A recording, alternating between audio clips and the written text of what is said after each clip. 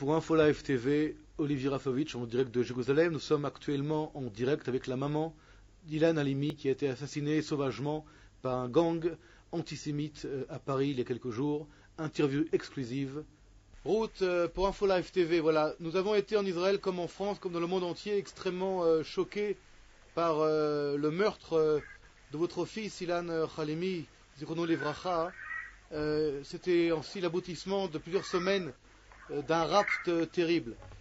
Pouvez-vous nous donner en quelques détails qu'est-ce qui s'est passé durant ces 3 semaines d'attente jusqu'à l'annonce terrible de la mort de votre fils?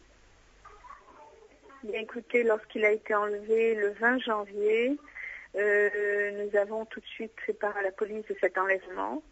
Là-dessus, la police a pris en main l'enquête, les investigations, et ils nous ont dit qu'ils allaient s'occuper de cette affaire. Donc on était jour après jour tenus informés de ce qui se passait, mais on était angoissés, on ne savait pas quoi faire parce que on était malheureusement, ils ne pouvaient pas nous donner, c'était ce qu'ils nous disaient, des informations à ce sujet.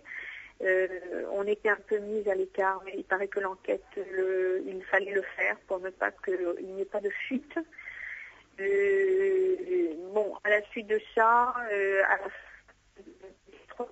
on nous a demandé de ne plus répondre au téléphone aux ravisseurs, et je pense que ça les a rendus furieux parce que, comme m'a dit un des ravisseurs au téléphone, Monsieur Halimi ne nous respecte pas, il se croit malin, mais nous serons plus malins, et ça a été l'apothéose, ils l'ont lynché vivant. Voilà. Est-ce que dès le départ, vous avez eu des doutes sur l'origine antisémite du rapt de votre fils Ilan Halimi? Du tout. À la seconde où Ilan a été enlevé, je savais que c'était un rapt, un kidnapping antisémite. C'est ce que j'avais dit au procureur de la République. Et en fait, parce qu'au départ, il disait que c'était un crime crapuleux, je dis mais surtout antisémite.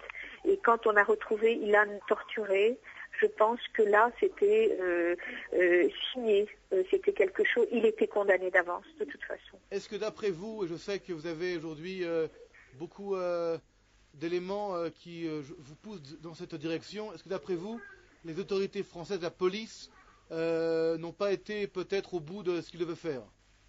Absolument. Il y a eu des lacunes, mais ça, c'est l'instruction qui va le démontrer, et le procès, et on attend maintenant les résultats, bien évidemment. Ceci dit, la police française a déployé 200 personnes. Ils ont fait un travail de folie. Je ne peux reprocher, ils ont fait leur boulot, mais à mon avis, il y a eu des lacunes. Et ça, il va falloir le souligner.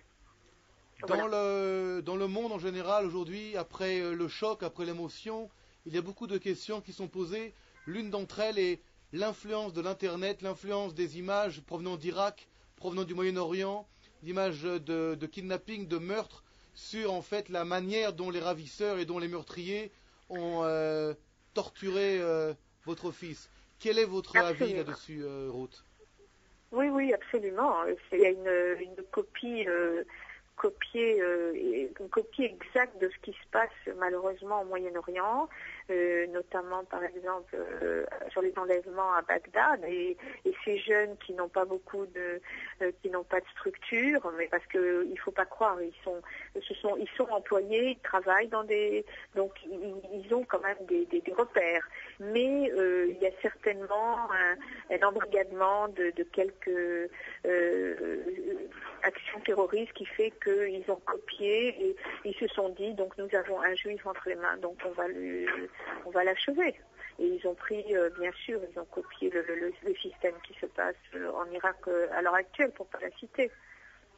Aujourd'hui à Paris, voilà. Dans quelques heures, il y aura une énorme manifestation, peut-être la plus importante depuis des dizaines d'années, depuis peut-être l'affaire de Carpentras. Est-ce que vous croyez actuellement que la France, les autorités françaises, la société française est capable réellement de donner une solution, une réponse à ce drame qui sera, nous l'espérons ici, bien sûr, le dernier? Écoutez, je crois qu'elle a intérêt, parce que s'ils ne prennent pas des décisions, la France est très malade et la France est en danger. Donc il n'est plus question de peuple juif, il n'est plus question de bouc émissaire, il est question de la France en danger et des Français en danger. Ruth, avez-vous un message à vouloir transmettre par l'intermédiaire de InfoLive TV aux Israéliens, aux ceux à l'extérieur qui peuvent vous écouter aujourd'hui sur votre terrible tragédie, mais également peut-être quelque chose qui est très important que les jeunes du monde entier l'écoutent?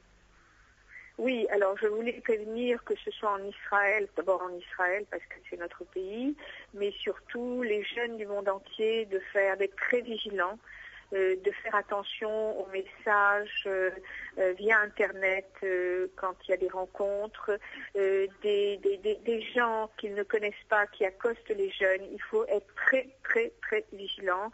Et malheureusement, Israël est le théâtre, malheureusement, à notre grande douleur, tous les jours d'attentats de ce genre, et puis des jeunes qui disparaissent, pareil, dans le même âge qu'Ilan, et il faut que ça cesse. Il faut être très, très vigilant, ne plus faire confiance. C'est malheureux, nous sommes dans une civilisation qui est devenue d'une telle violence qu'il faut faire attention à tout le monde.